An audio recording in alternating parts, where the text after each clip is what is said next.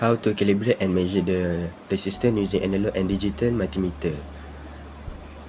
First, select the range ohm, use 100 ohm, and touch the two probes and adjust the zero knob until it stops on the zero.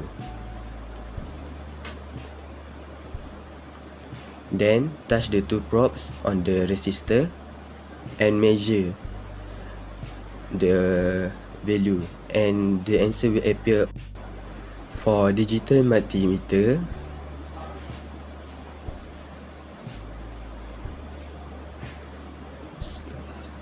use 200k ohm and touch the two probe on the resistor, and the answer will appear on the display.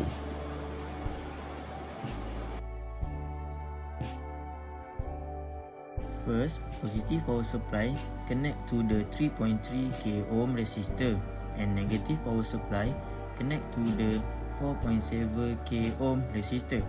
Switch on the power supply and then set the analog multimeter to 50 volt. Next, touch the 2 meter probe to the resistor. And last one, measure the voltage across R1, then measure the voltage across R2.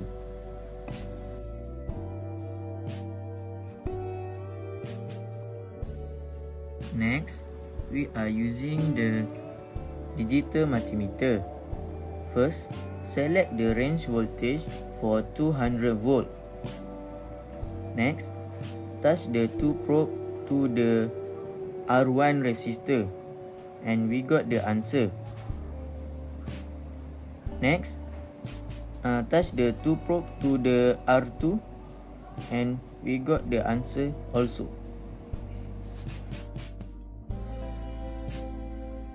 First, the positive power supply is connected to the first leg of 4.7k ohm resistor. Second, positive MA is connected to 4.7k ohm